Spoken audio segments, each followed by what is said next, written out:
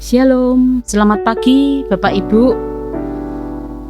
Kita akan beribadah di dalam persekutuan doa pagi di rumah masing-masing. Mari kita satukan hati kita duduk diam. Kita bersama memuji, memuliakan nama Tuhan, menyembah Tuhan Allah kita yang hidup. Mari kita undang Roh Kudus hadir di sini Bapak Ibu. Di hati kita, untuk kita boleh dituntun untuk lakukan perkara yang benar.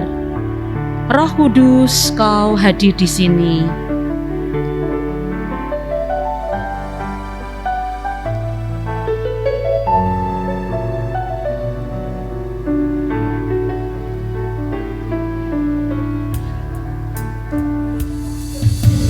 Roh Kudus, Kau hadir di sini.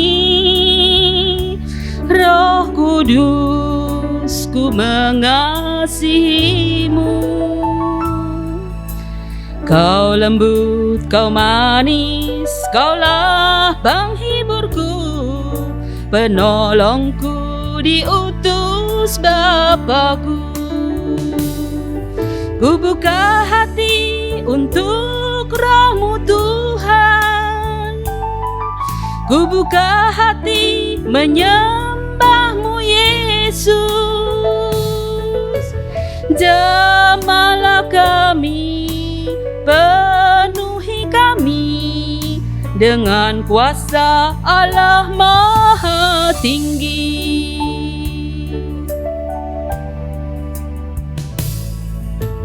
Roh Kudus, Kau hadir di sini. Roh Kudus, ku mengasihimu. Kau lembut, Kau manis, Kaulah penghiburku, penolongku, diutus Bapa-Ku. Ku buka hati untuk Roh-Mu Tuhan. Ku buka hati menyembah-Mu Yesus. Jamahlah kami, penuhi kami dengan kuasa Allah Maha Tinggi.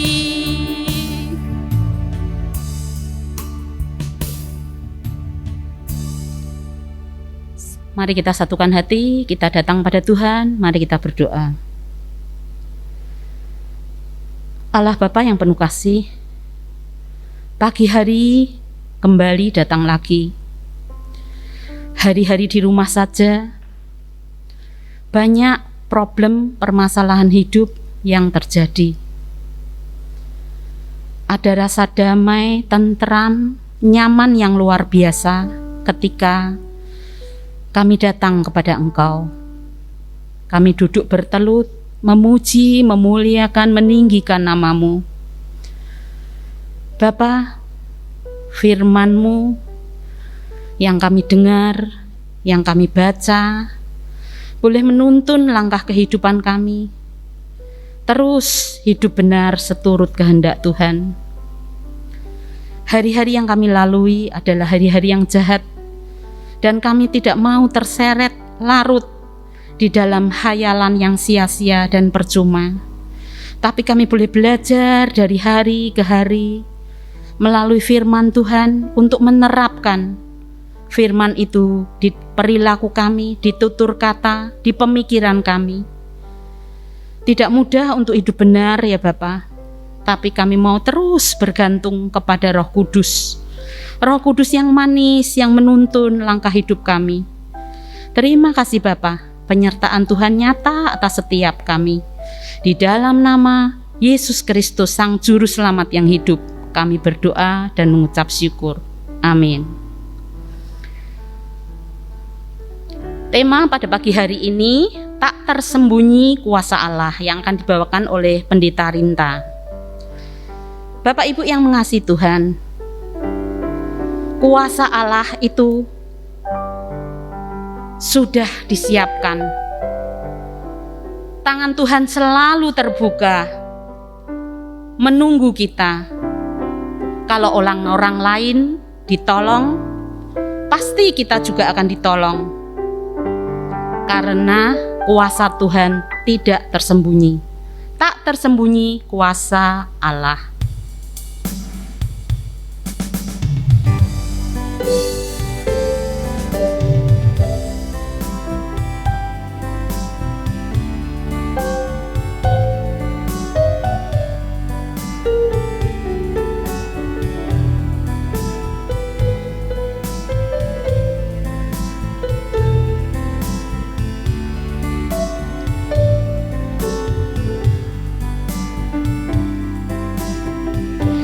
Tak tersembunyi kuasa Allah, kalau lain ditolong, saya juga.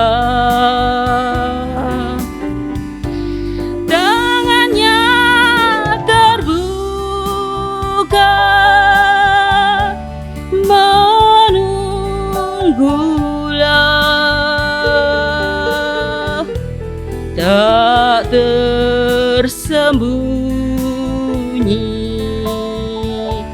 kuasa Allah.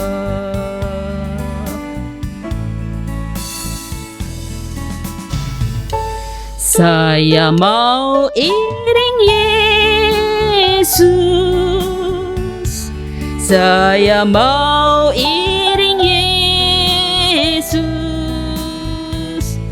sampai selama-lamanya. Meskipun saya susah menderita dalam dunia, saya mau iring Yesus sampai selama-lamanya.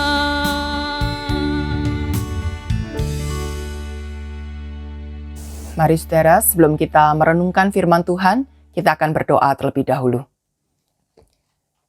Besar kasih-Mu kepada kami, dalam segala suasana hati kami, dalam segala perkara yang tengah kami hadapi, Engkau berkenan hadir, dan Engkau juga boleh berbicara melalui firman-Mu yang selalu hidup, yang selalu berkuasa, yang selalu penuh dengan daya, untuk menguatkan iman kami, untuk menopang perjalanan hidup kami dari hari ke sehari.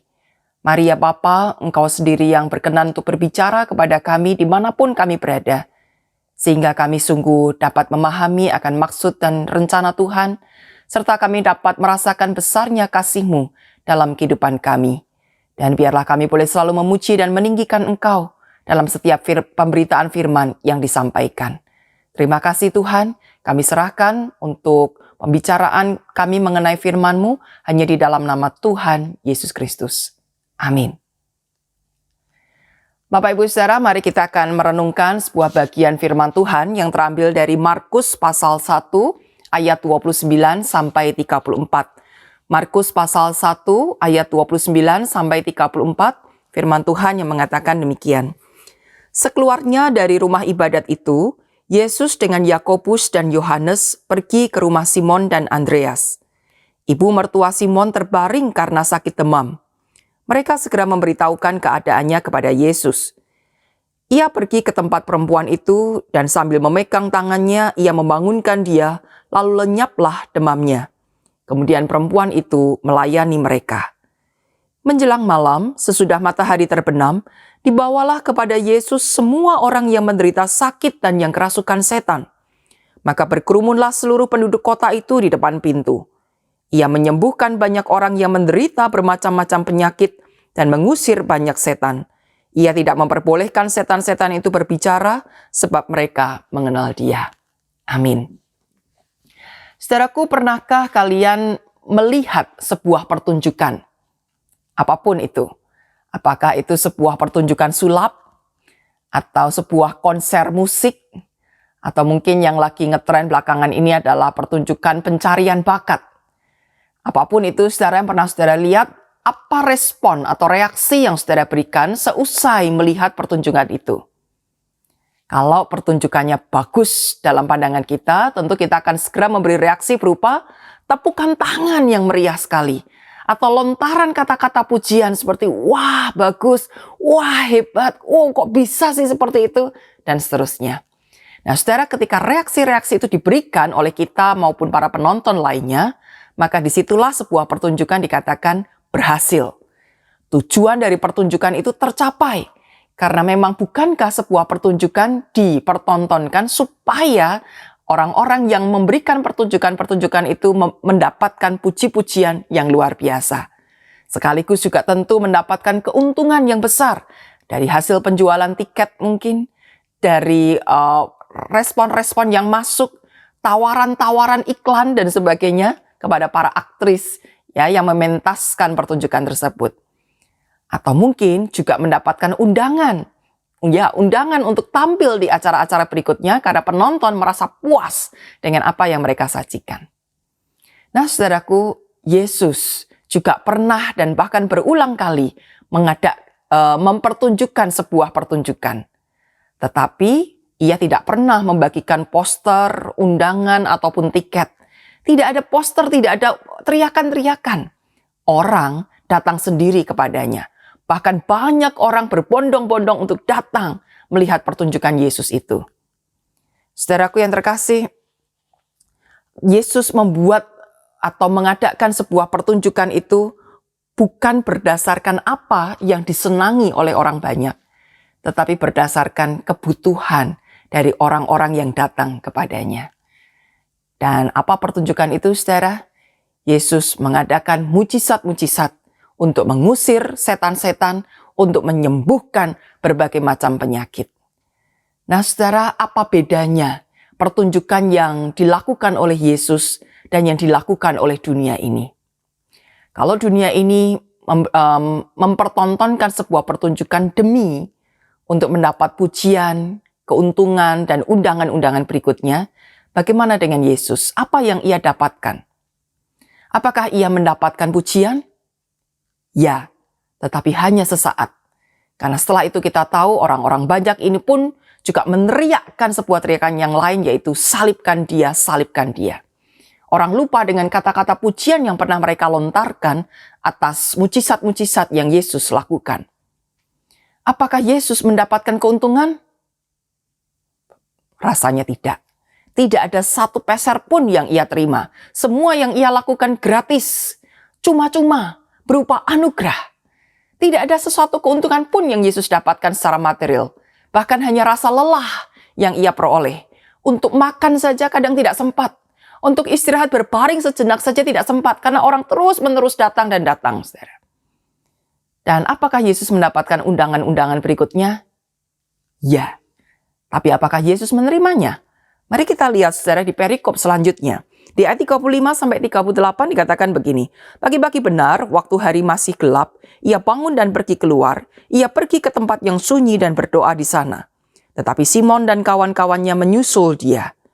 Waktu menemukan dia, mereka berkata, "Semua orang mencari engkau."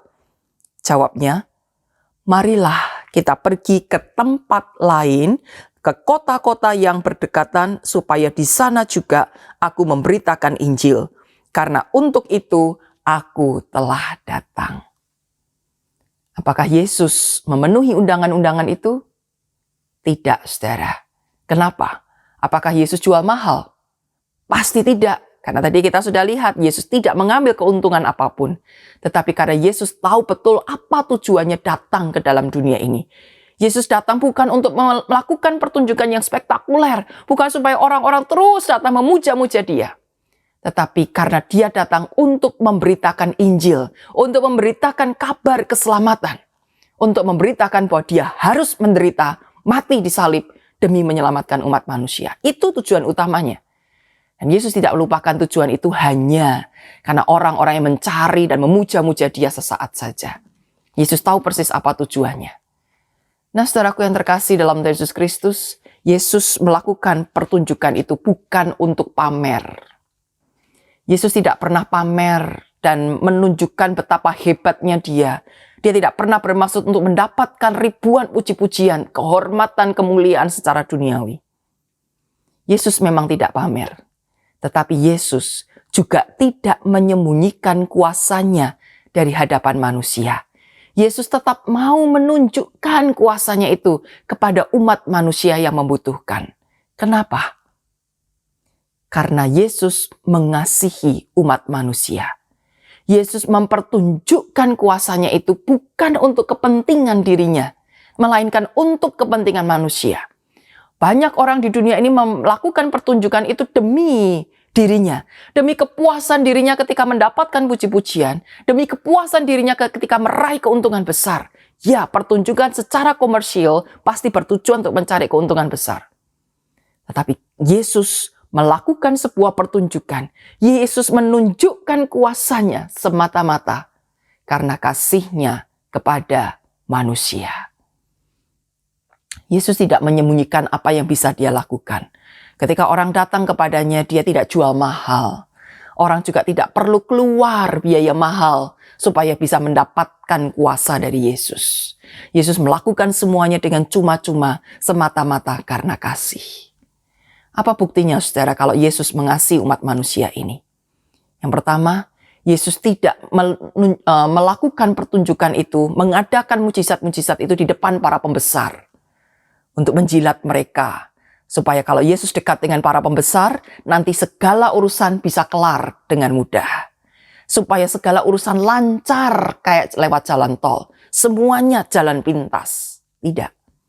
Yesus tidak hadir di depan para pembesar yang merasa bisa memiliki segala sesuatu dengan uangnya, dengan harta yang dia miliki, dan dengan demikian dia dengan mudah meremehkan atau menyingkirkan orang-orang kecil. Yesus hadir menunjukkan kuasanya kepada rakyat jelata, kepada orang-orang yang tidak berdaya, yang miskin, yang tidak bisa mendapatkan pertolongan karena dia tidak bisa bayar apa-apa, yang tidak pernah dilindungi karena mereka tidak punya apa-apa untuk membayar biaya perlindungan itu.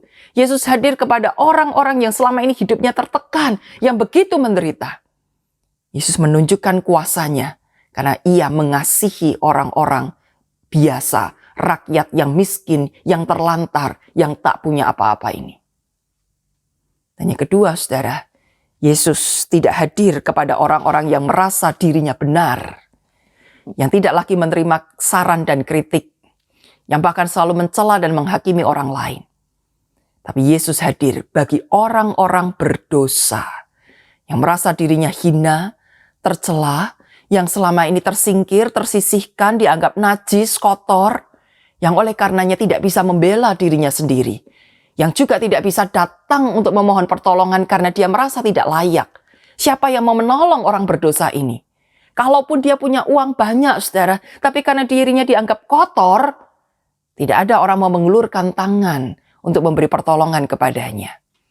Yesus hadir kepada orang-orang berdosa yang bahkan tidak bisa melindungi dirinya sendiri, yang tidak bisa mendapatkan pembelaan dan tidak mungkin membela dirinya sendiri.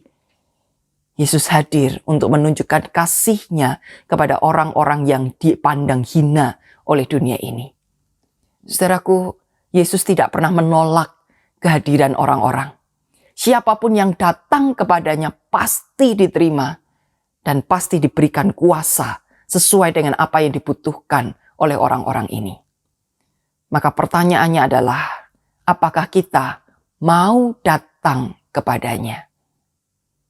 Apakah dengan rendah hati kita boleh menadahkan tangan kita kepada Tuhan, menanti pertolongan Tuhan, mengharapkan pertolongan Tuhan sebagai bentuk satu-satunya pertolongan dalam hidup kita, ketika tak ada lagi yang bisa kita harapkan di dunia ini. Hari-hari ini, begitu banyak orang berjubel di rumah sakit, menanti pertolongan. Tapi sebagian bisa tertolong, sebagian lain tidak. Tidak ada tempat. Bukan karena rumah sakit tidak mau menerima, tapi karena memang tempat sudah habis. Alat-alat pertolongan sudah habis. Tenaga-tenaga medis sudah kelelahan. Apalagi dan siapa lagi yang bisa menolong? Ada begitu banyak orang yang akhirnya harus berjuang seorang diri. Tidak ada keluarga yang berani untuk menemani. Tetapi tenaga medis pun juga tidak kunjung datang karena semuanya serba terbatas. Ada sebagian akhirnya bisa tertolong walaupun menunggu waktu yang lama. Sebagian lagi sama sekali tidak tertolong. Tubuhnya terbujur kaku, tidak ada yang melihat, tidak ada yang menengok, tidak ada yang melawat, tidak ada penghantaran sampai ke tempat pemakaman. Semuanya dalam kesenyapan.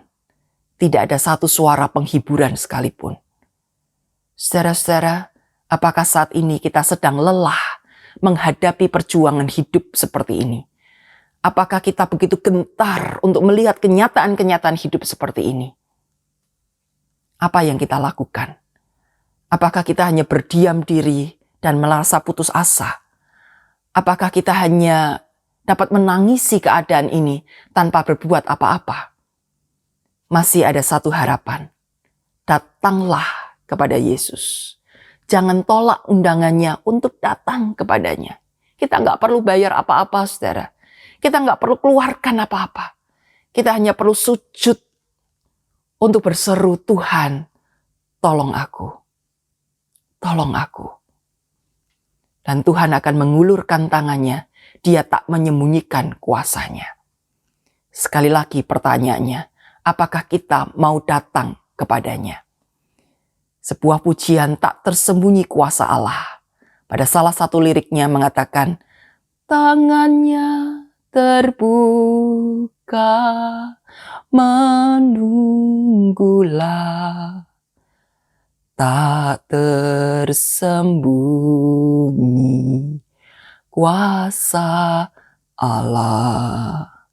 Tangannya menunggu, saudara. Menunggu kedatangan saudara-saudara dan saya untuk merasakan kasih dan kuasanya. Jangan biarkan tangan itu menunggu terlalu lama. Mari kita segera datang kepadanya untuk memohon pertolongannya, untuk menyerahkan segala beban hidup kita, sehingga kita segera mendapatkan bentuk pertolongan yang tepat.